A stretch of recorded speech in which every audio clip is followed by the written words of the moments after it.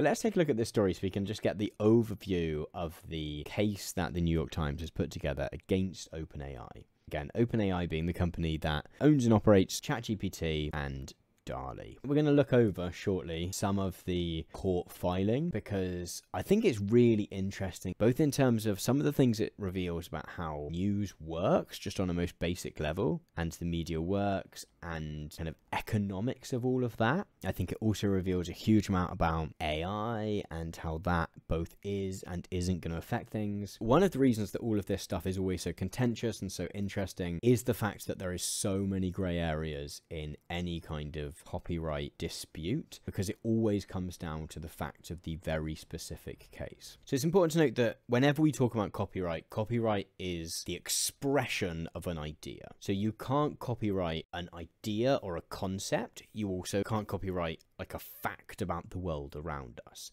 The thing that you can copyright is an expression of a certain idea or of a certain fact. So this is the complaint that has been filed. I think it'll be interesting to take a look, both from an AI perspective, but also a journalism and news perspective as well, because I think this does answer a lot of questions about where journalism is at the moment and also the direction in which it's heading. So I think there's an extent to which we could view this not only as a case which one of their potential desired outcomes for the New York Times might not be OpenAI gets shut down. One of their desired outcomes might be that they can use the leverage of this lawsuit to sign up to a really good deal with OpenAI, which ends with them getting a lot of money. So one thing that I think is really important context to this is Facebook and Twitter. Like when the internet first became a thing, most newspapers launched websites and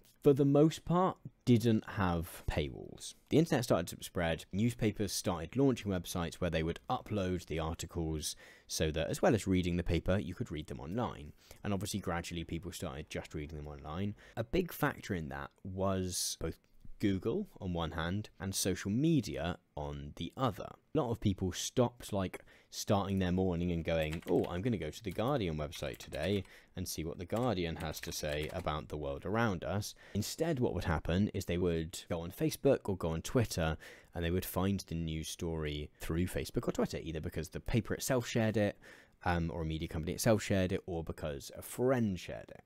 And that led to a place where newspapers, A, weren't in control of how and where and whether their news stories got distributed, but it also put them in a point where other companies were making a lot of money from placing adverts around links to the websites of The Guardian or The New York Times or whoever else.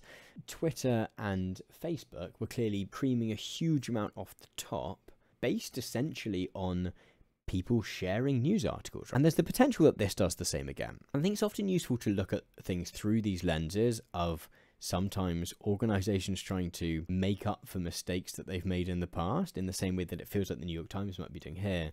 So Times journalists go where the story is, often at great risk and cost, to inform the public about important and pressing issues. Their essential work is made possible through the efforts of a large and expensive organization to ensure their journalism meets the highest standards of accuracy and fairness. And these can be things that we can argue are true or otherwise about the New York Times in particular, but it is certainly the case that A, this is the ideal of what journalism is, and B, that this kind of high resource journalism, where you do have a big organization that is supporting journalists and you have editors and sub-editors, and all of this, is a model that has existed in the recent past and does continue to exist today, but that which is threatened by the internet more broadly and AI in particular. If companies like OpenAI use the reporting of an organization like the New York Times, and people are able to access the reporting of the New York Times through OpenAI,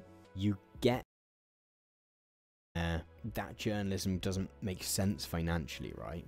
Or at the very least, that OpenAI is profiting off the work of others. I think one of the other problems is that if we get to a point where news reporting isn't profitable, doing the hard work of sending journalists to Palestine at great risk, that's expensive work because you've got to pay someone well enough that they will go.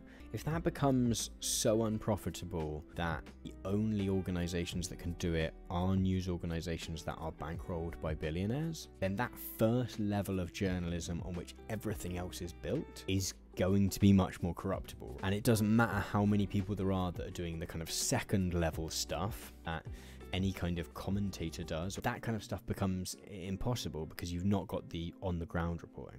By providing Times content without the Times' permission or authorization, defendants, that's OpenAI again, deprive the Times of subscription, licensing, advertising, and affiliate revenue.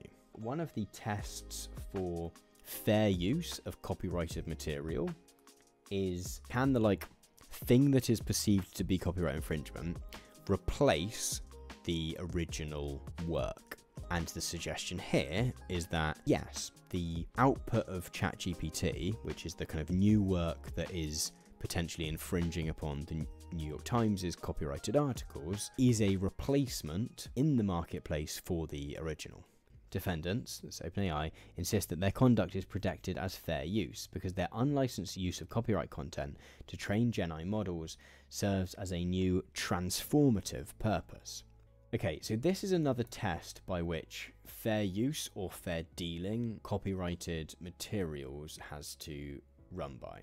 When you say you are making fair use of a piece of copyrighted material, it can't replace the original. One of the other tests that you can pass is that it can be a transformative use, which means that you have used whatever the copyrighted material is in such a way that you have transformed it to sort of beyond recognition. And this is one that people try to fall back on a lot because it seems like it gives you quite wide-ranging permission to use quite a wide range of stuff. The bar for transformativeness, however, is actually really, really, really high.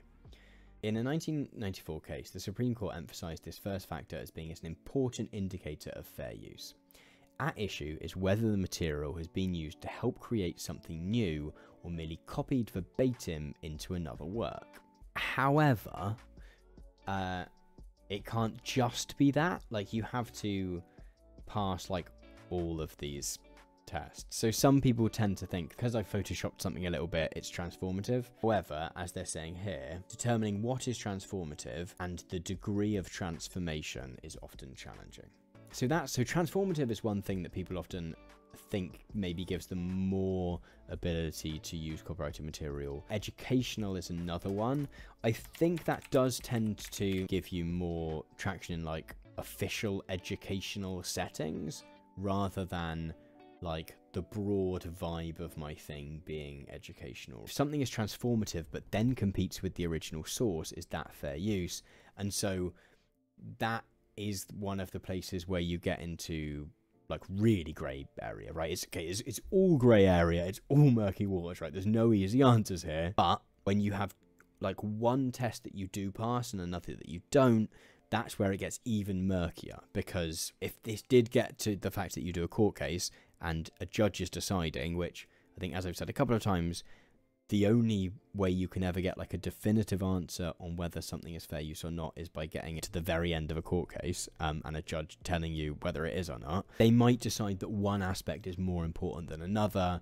Zoe saying that judges can give different weight to each factor in different instances, but all have to be passed. Yeah. If I'm doing an analysis of a film and I give a plot summary and I use some footage of that film and I give a plot summary as well as doing some analysis of that film, potentially that's commentary and critique, right? Potentially that's transformational, potentially, but at the same time, potentially there is an argument that replaces the need to see that film.